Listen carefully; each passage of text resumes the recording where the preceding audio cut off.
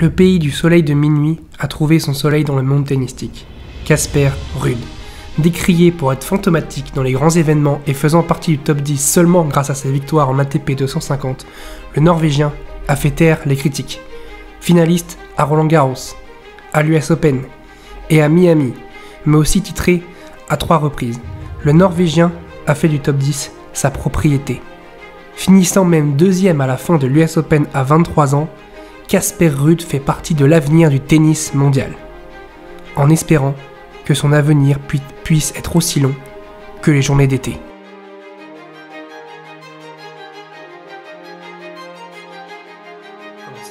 Salut à tous, j'espère que vous allez bien, je suis très heureux de vous retrouver pour une toute nouvelle vidéo et aujourd'hui on va faire l'épisode 5 de la série En route vers Turin après avoir fait, pour commencer, Novak Djokovic, Carlos Alcaraz, même s'il a annoncé son forfait pour la fin de saison, donc il n'ira pas malheureusement à Turin, Rafael Nadal et Stefanos Tsitsipas. On va s'attaquer aujourd'hui à Casper Ruud. Alors je m'excuse si aujourd'hui je viens de voir un petit peu en roue et tout, il y a le Covid qui est venu m'attaquer, donc voilà, je suis sous Covid, mais bon.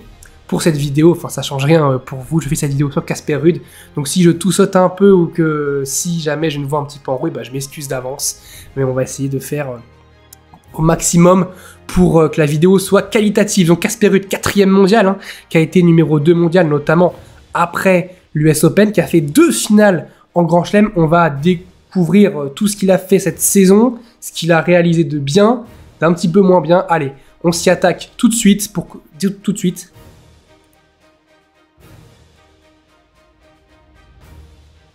Alors Casper Ruud, cette année, c'est 48 victoires pour 20 défaites, donc c'est un très très bon bilan, un très très bon ratio.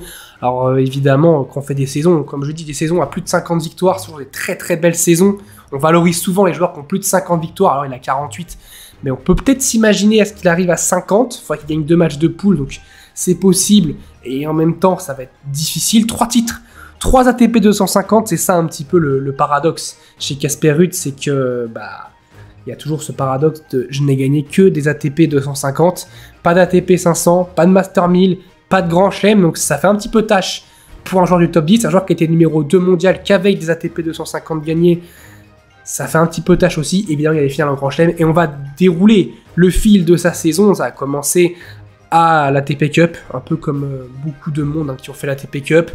Victoire face à Dusan Lajovic, on va dire contre la Serbie sans Novak Djokovic. Tu joues Lajovic qui était numéro 1 serbe à ce moment-là, enfin numéro 1 serbe de l'équipe.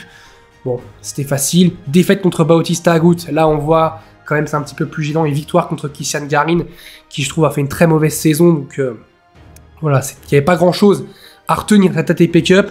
Ensuite, c'est vrai qu'il n'a pas fait l'Open d'Australie. Faut pas oublier ça, plus il s'est blessé avant l'Open d'Australie. Il s'est blessé la veille de l'Open d'Australie, donc il n'a pas pu faire l'Open d'Australie. Donc on le revoit souvent la période sur terre battue en février, il arrive à Buenos Aires et il gagne, il bat que des Argentins et Carballes Baena au premier tour. Voilà, je trouve il a fait une très belle finale. La finale face à Schwartzmann était vraiment pas mal. Le reste, bon voilà, il n'y a pas non plus de joueurs de fou qu'il a battu, Coria, Delbonis, Schwartzmann, c'est des bons joueurs sur terre battue, mais c'est pas non plus des foudres de guerre. Donc voilà, mais c'est encore un titre en ATP 250, son premier de la saison. Ensuite, bon, la Coupe Davis, bon, il perd face à Bublik, on s'en fiche un petit peu. On arrive à Indian Wells, il a un premier tour plutôt correct contre Eubanks. Ensuite, il arrive deuxième tour face à Nick Kyrgios. Et évidemment, un Nick Kyrgios qui était un petit peu en mission pour rattraper, revient dans le top 100, qui était 132e à ce moment-là. Défaite face à Nick Kyrgios, alors j'ai envie de dire, c'est un peu une défaite logique, parce qu'on sait que Nick Kyrgios, tennistiquement, il est meilleur. Il est meilleur que Casper Ruud, il est meilleur que beaucoup de monde d'ailleurs. Mais voilà, c'est une défaite, on va dire, entre guillemets, logique pour Casper Ruud. On le revoit à Miami, et là, c'est pas la même. Là, c'est pas la même, parce qu'il va manger Laaksonen, il va manger Bublik, il va manger Cameron Norrie. Match compliqué face à Zverev, mais il va battre Zverev en quart de finale. C'est vraiment une très très belle victoire. Cerundolo en demi-finale, alors là, c'était vraiment un cadeau pour une... Alors, Cerundolo en demi-finale de Master 1000, c'était vraiment un cadeau. Et finale face à Alcaraz où il a le break dans le premier set avant de s'écrouler un petit peu logiquement face à la pépite espagnole qui était 16e mondiale à cette époque-là, qui maintenant est numéro 1 mondial.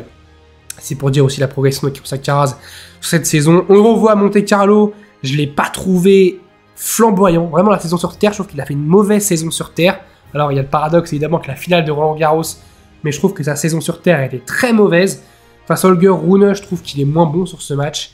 Juste, il saisit mieux les occasions que Rune, qui manquait un petit peu de maturité, je trouve, sur ce match.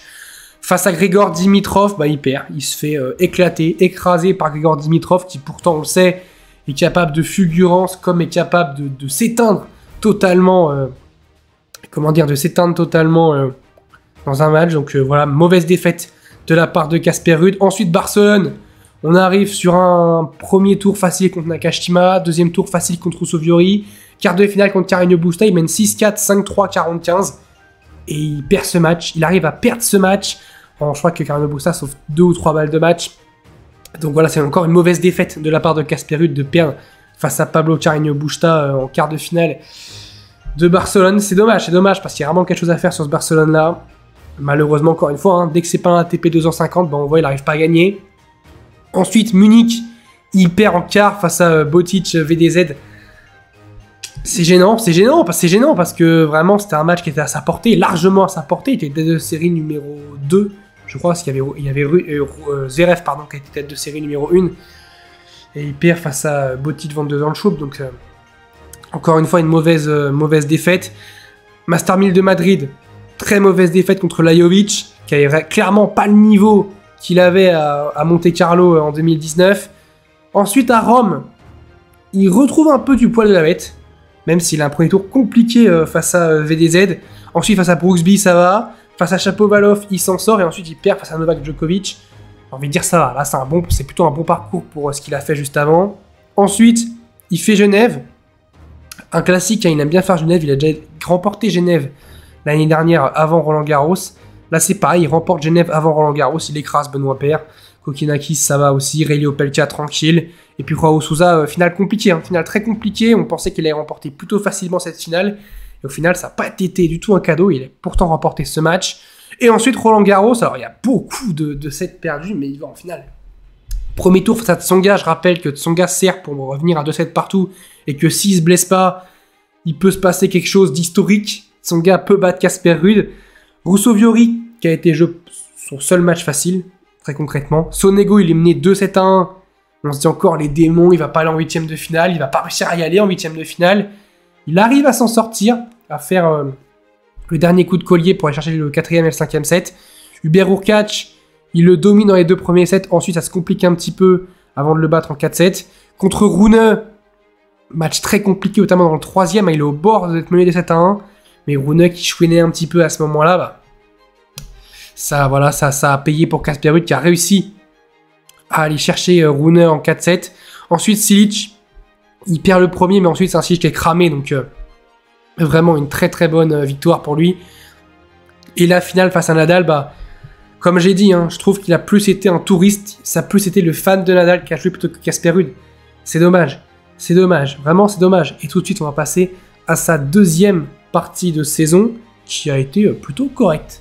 Alors la deuxième partie de saison, ça commence avec le Queens où il perd face à Peniston, et ensuite Wimbledon où il bat Ramos Vinolas avant de perdre contre Hugo Humbert en 4-7. J'ai envie de dire, le gazon c'est clairement pas sa surface. Je me demande si ce sera sa surface un jour, donc on va pas juger là-dessus. Franchement voilà, il perd face à un Britannique au Queens, alors, je pense qu'il pouvait le battre. Et ensuite il perd face à Humbert qui est plutôt bon sur gazon, donc il n'y a pas grand chose vraiment à dire. Ensuite il va à Abstadt où il était tenant du titre à ce tournoi-là. Et il perd contre Cerundolo au premier tour. C'est pas fou comme défaite. Ensuite, Akstadt, il va faire un bon tournoi où il bat Lehečka, Muna, Ramos Vinolas. Il écrase Ramos Vinolas 6-2, 6-0. Je me souviens pas de ce résultat. Et ensuite, très belle finale face à Berrettini. Vraiment, je trouve que ça a vraiment été une très très belle finale avec un Berrettini qui revenait de blessure après, et de Covid après Wimbledon. Donc c'était vraiment... C'est vraiment une très belle finale et une très belle victoire pour Casper Ruud. Ensuite, on arrive la période sur terre battue où il va aller sur dur, où il va aller en demi-finale à Montréal en battant Molchan au premier tour, en battant Roberto Bautista Agut. Je trouve que ça a été un super match. Le Bautista Agut Ruud était vraiment un super match. Il écrase Félix Auger-Aliassime en quart. Je trouve que Félix était totalement, il a totalement été bouffé par la pression. Je sais pas, d'être Un Canadien en quart de finale chez lui. Je trouve qu'il s'est vraiment fait bouffer par la pression. Et il perd ensuite en demi contre Hubert Hurkacz. Il y avait la place. Là, il y avait clairement la place à chercher un Master 1000 parce qu'ensuite, c'est Carreño Busta en finale qui a remporté derrière Montréal. Il y avait clairement la place d'aller faire quelque chose pour Casper Ruud. C'est dommage. C'est vraiment dommage qu'il n'ait pas réussi à saisir l'occasion. Ensuite, Cincinnati, il perd au premier tour contre Ben Shelton qui a été la surprise de ce Cincinnati. Encore une fois, c'est pas une bonne défaite, mais bon. C'est comme ça. On revoit ensuite à l'US Open, finale. Voilà, encore une finale un petit peu qui vient un petit peu de nulle part. Edmund au premier tour, ça va. Van Rijthoven au second tour, on ne connaissait pas trop sur dur. Je trouve qu'il a plutôt été solide. Tommy Paul, ça a été un super match, un match de dingue. Vraiment l'un des matchs de cette US Open, où il lui colle un 6-0 dans le 5e, mais vraiment, sans ça, ça a été un super match. Ensuite, contre Moutet, il s'est un petit peu écroulé dans le 3e, mais il aurait pu gagner ce match-là en 3, mais au final, il gagne en 4. Berrettini fait un très très bon match. Kachanov, c'est vrai que c'était Kachanov en demi-finale, j'avais totalement oublié ça. J'avais totalement oublié que c'était Karen Kachanov qui avait été en demi-finale de l'US Open à ce moment-là, où il bat Kachanov en 4-7, et ensuite il perd la finale face à Carlos Alcaraz. Honnêtement, le 3e set, il doit le prendre. Hein. Il doit le prendre et mener de 7-1, et là ça peut devenir totalement fou. Je rappelle que le vainqueur de ce match-là serait devenu le numéro 1 mondial ensuite. Donc c'est pour ça que Carlos Alcaraz est devenu numéro 1 mondial après ce titre-là. Ruud aurait pu être numéro 1 mondial s'il avait battu Carlos Alcaraz en finale. Ça s'est pas joué à grand chose. Et ensuite, bon, on l'a vu un petit peu compliqué pour Ruud la suite. Hein. Après son US Open, mais c'est un petit peu normal. Face à, il gagne un match en Coupe Davis, mais bon. Voilà, l'adversaire, c'était 335e mondial, facile. Il gagne la Lever Cup, son match face à Jack Sock. Voilà, ça va. Ensuite, il perd face à Yoshihito Nishioka à Séoul. C'est pas fou. Il perd face à Jaume Munar à Tokyo, c'est pas fou. Il perd face à Stan Wawrinka à Bâle, c'est pas fou. Et ensuite, bon, il bat Gasquet à Bercy avant de perdre contre Lorenzo Musetti. C'est pas fou non plus. Donc, c'est pour ça que je trouve que Ruud a un petit peu une décompression après cette US Open, ce qui est un petit peu normal. C'est pour ça que pour moi, clairement, je vois pas faire grand chose vraiment sur ce Masters, même s'il a une demi-finale à défendre. Je le vois pas, j'ai du mal à le voir vraiment faire un très bon résultat. Ça dépendra de la poule, notamment, mais j'ai du mal à la voir faire un gros résultat. Il pourrait aller chercher potentiellement Stefanos Tsitsipas, mais ouais, compliqué. Franchement, j'ai du mal à le voir finir en boulet de canon la saison. En fait, ça joue aussi sur les dynamiques. On voit que, par exemple, Stefanos Tsitsipas, je trouve, même s'il a perdu en demi-finale de Bercy, est sur une bonne dynamique en cette fin de saison, une plutôt bonne dynamique. On voit Holger Rune, Holger Rune est premier remplaçant, mais Holger Rune est sur une très bonne dynamique. Félix Auger-Aliassime, je trouve, est sur une excellente dynamique. Et si on a un Casper Ruud, Félix Auger-Aliassime, par exemple, sur ce Masters, je ne vois pas Casper Ruud remporter ce match. Si on a un Casper Ruud Novak Djokovic, je ne vois pas Casper Ruud remporter ce match. Pour moi, la poule qu'il lui faudrait pour essayer de passer en demi-finale, ce serait, Tsitsipas, parce que Nadal, on ne sait jamais, ce serait Tsitsipas, ce serait Rublev, et ce serait Fritz. Ce serait pour lui l'idéal. Parce que s'il tombe sur Nadal, Félix, Djokovic, je crois que là, il gagne pas un match. Mais après, voilà, ce sera le hasard du tirage au sort qui, je crois, est jeudi.